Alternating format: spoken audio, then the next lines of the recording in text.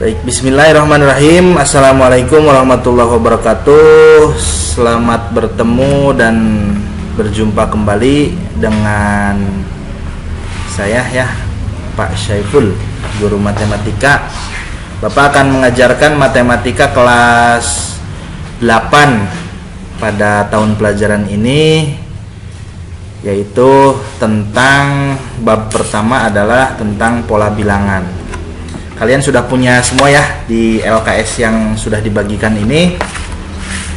Materi kelas 1 semester 1 adalah terdiri dari 5 bab. Yang pertama pola bilangan, bab kedua koordinat kartesius, dan yang ketiga relasi dan fungsi serta persamaan garis lurus, dan yang kelimanya adalah sistem persamaan linear dua variabel.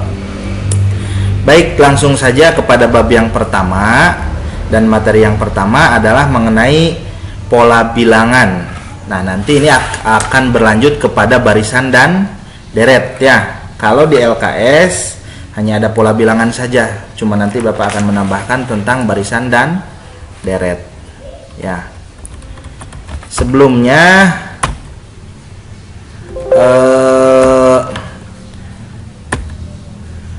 yang pertama nanti di dalam bab 1 ini, pertama adalah tentang pola bilangannya sendiri, yang kedua barisan bilangan dan deret bilangan. Barisan bilangan juga nanti akan terbagi menjadi dua, yaitu ada barisan aritmetika serta barisan geometri.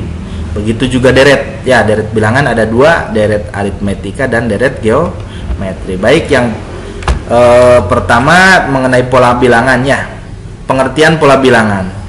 Sebenarnya pola bilangan ini adalah bilangan-bilangan yang sudah terurut ya, yang mana ketika kita akan mengetahui pola bilangan yang kesekian itu sudah bisa diketahui.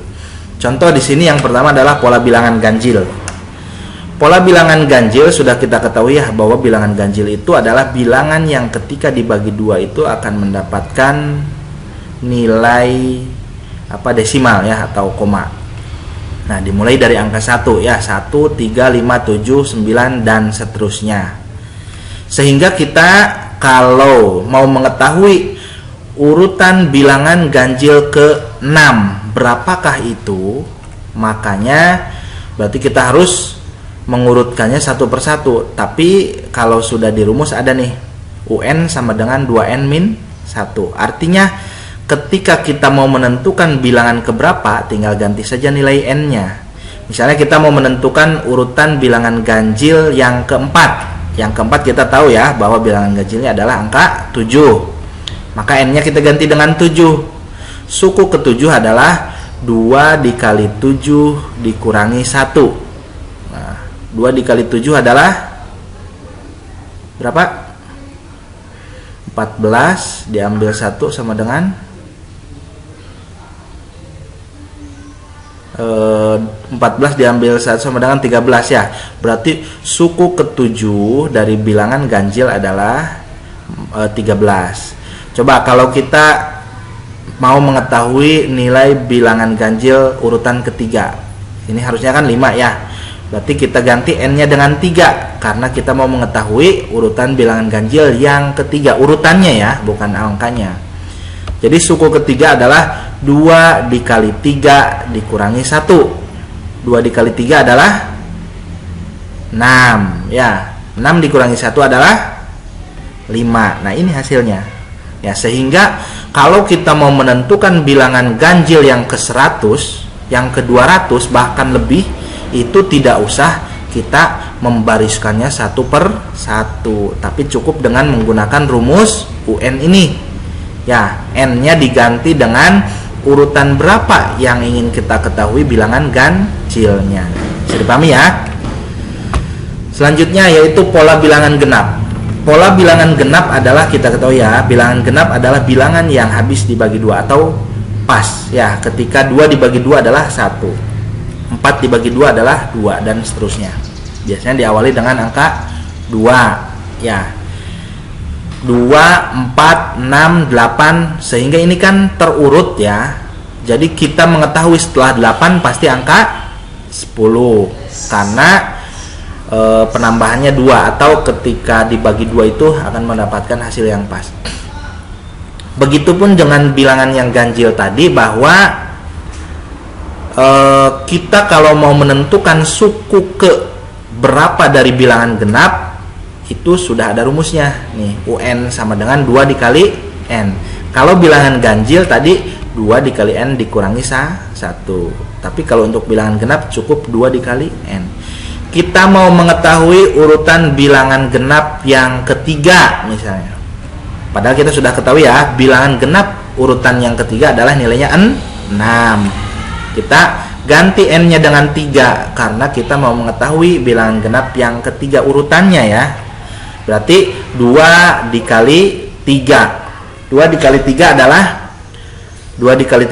6. Ini hasilnya ya. Nah, sehingga kita kalau mau mengetahui bilangan genap yang ke-11, yang ke-21 dan lainnya, gampang. Tinggal ganti saja nilai N-nya. Kalau tidak percaya nanti kalian bisa tulis-tulis di buku ya, di kertas.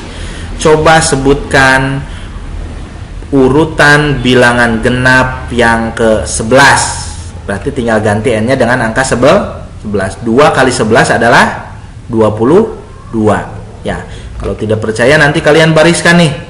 2, 4, 6, 8, 10, 12, 14, 16, 18, 20, kemudian 22 ya, itu urutan yang ke-11 dan seterusnya.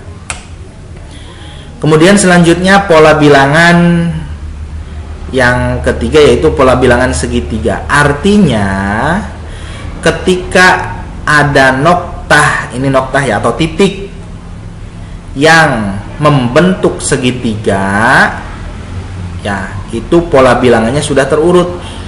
Angka berapa saja yang ketika dijadikan titik akan membentuk segitiga ya, tidak semua bilangan itu bisa dijadikan pola segitiga seperti ini ya.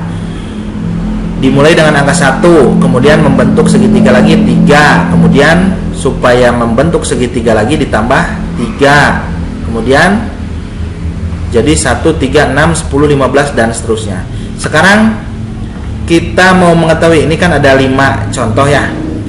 Kita mau mengetahui urutan bilangan segitiga yang ke-6. Nah, yang ke-6 berapa sih titiknya atau noktah yang diperlukan, angkanya berapa? Tinggal ganti saja N-nya dengan 6 nih. Jadi 1/2 dikali 6 dikali 6 plus 1. Ya, kita coba. 6 dikali 1 adalah 6, 6 dibagi 2 adalah 3. 3 dikali 6 plus 1 atau 7. 6 kali 7 adalah 42. Ya, jadi titik yang akan membentuk segitiga selanjutnya adalah 42 titik. Ya, kalau tidak percaya nanti kalian coba ya, bentuk titik 42 titik akan membentuk segitiga. Kemudian selanjutnya sama dengan pola bilangan sebelumnya, yaitu pola bilangan persegi. Angka berapa saja yang bisa membentuk bilangan atau pola persegi ini? Ya, 1, 4, 9, 16 dan seterusnya. Ini sudah ada rumusnya ya. Rumusnya adalah N kuadrat. Jadi ketika kita ketahui titik pertama 1, titik kedua 4, titik ketiga adalah 9 dan seterusnya. Coba kita misalnya mau mengetahui nih pola bilangan persegi urutan ketiga. Ini kan 9 nih, bener nggak 9? Berarti kita masukkan saja N-nya dengan 3. Kenapa 3? Karena ini adalah urutan ketiga ya. Berarti 3 pangkat 2 adalah 3 kali 3, yaitu 9. Terbukti urutan ketiga pada pola bilangan persegi adalah 9. Coba kalian sebutkan di komentar pola bilangan persegi yang kelima, berapa angka yang diperlukan atau titik yang diperlukan ya. Kemudian sama, ini juga pola bilangan persegi panjang. Kalau tadi persegi, sekarang persegi panjang. Sama ya. Jadi tidak semua angka itu atau titik ini bisa membentuk persegi panjang. panjang. Angka berapa saja atau titik-titik berapa saja yang ketika bisa membentuk persegi panjang? Ini rumusnya. Pokoknya tinggal dimasukkan saja ya. Jadi kita mau mengetahui urutan keberapa pola persegi panjang itu. Contoh, kita mau mengetahui pola bilangan persegi panjang urutan kedua. Kita sudah tahu kan, ini isinya adalah 6 titiknya. Tapi supaya lebih yakin kita masukkan ke sini. Urutan yang kedua, berarti 2 dikali 2 ditambah 1. 2 ditambah 1 adalah 3. 3 dikali 2 adalah 6. Terbukti ya. Berarti pola bilangan persegi panjang yang kedua adalah 6. Lanjut. Nah, ini yang lebih menarik tentang pola bilangan segitiga Pascal. Artinya apa? Segitiga Pascal itu kita ketahui ya, bahwa segitiga itu akan membentuk gunungan ya. Ini kita juga bisa mengetahui ya, kalau pola segitiga Pascal itu urutannya adalah diawali kanan dan kirinya dengan angka 1 ya. Nanti yang tengahnya dari mana? Jumlah dari kedua bilangan ini. Coba kita amati nih. Ingat ya, untuk rumus segitiga Pascal, awali kanan dan kirinya dengan angka 1. Yang nilai tengah adalah penjumlahan dari atasnya. Berarti yang pertama, ini kan udah jelas 1 ya, bisa. Yang kedua, karena 1 itu sendirian, maka kanan dan kirinya adalah harus 1. Ini berarti 1 ditambah 1 adalah jumlahnya 2. Kemudian urutan ketiga. Nah, ini 2 dari mana? 2 itu adalah jumlah di atasnya, 1 ditambah 1, yaitu 2. 1 tambah 2 tambah 1 adalah 4 ya. Kemudian urutan yang keempat, membentuk 1, 3, 3, 1. Dari mana 3 ini? 3 adalah penjumlahan dari atasnya nih. 1 ditambah 2 adalah 3. 2 ditambah 1 adalah 3. Kemudian dijumlahkan nih, 1 ditambah 3 ditambah 3 ditambah 1, yaitu 8. Begitu juga seterusnya sampai bawah. Yang pasti awali kanan dan kirinya dengan angka 1. Kemudian tengahnya adalah penjumlahan dari atasnya. Ini 4 dari mana? Dari penjumlahan 1 dan 3. 6 dari mana? Dari penjumlahan 3 dan 3. 4 juga sama ya, 3 dan 1 sampai seterusnya. Sehingga ini kan berarti urutan ke 1, 2, 3, 4, 5, 6. Kalau di sini ada 6 urutan yang jadi contoh. Coba, ini kan sudah ada nih rumusnya. Jumlah dari urutan itu berapa? Kita mau menjumlahkan contoh urutan ke-4. Urutan keempat kan yang ini nih, 1 ditambah 3 ditambah 3 ditambah 1, yaitu jumlah hasilnya adalah 8. Sehingga urutan keempat, n-nya ganti dengan 4 ya. Berarti 2 dipangkatkan 4 diambil 1. 4 diambil 1 adalah 3 ya. 4 diambil 1 adalah 3. Jadi 2 pangkat 3. 2 pangkat 3 itu artinya bukan 2 kali 3 ya, bukan. Tapi 2 kali 2 kali 2 sebanyak 3 kali. 2 kali 2 kali 2. Berapa? 2 kali 2 adalah 4. 4 kali 2 adalah 8. Nah, hasilnya adalah 8. Terbukti bahwa urutan keempat pada segitiga Pascal jumlahnya adalah 8. Bisa dipahami ya untuk segitiga Pascal nih. Coba kalian sebutkan urutan ketujuh pada segitiga Pascal, berapa jumlahnya? Nah, bisa dengan menjumlahkan seperti ini satu persatu, atau langsung kalian masukkan rumus ini. Berarti 7-nya itu di sini, 7 diambil 1 yaitu 6. 2 pangkat 6, berapa 2 pangkat 6? Sebutkan ya. Nah, ini seperti tadi yang Bapak contohkan. Pada segitiga Pascal pada baris ke-10, kalau kita mengurutkan satu persatu itu kan banyak ya. Makanya tinggal masukkan saja ke rumus berapa, urutan berapa yang akan kita dapatkan. Yang ini contohnya urutan ke-10. Rumusnya adalah Sn sama dengan 2 pangkat n min 1. N-nya kita ganti dengan 10. Jadi kita akan mengetahui S itu jumlah ya, jumlah dari urutan ke-10. Jadi 2 dipangkatkan 10 diambil 1. Yang mana 10 diambil 1 adalah 9. Jadi 2 pangkat 9. Berapa 2 pangkat 9? 18. Bukan. 2 pangkat 9 itu artinya 2 kali 2 kali 2 kali 2 kali 2 kali 2 kali 2 kali 2 kali 2 sebanyak 9 kali ya.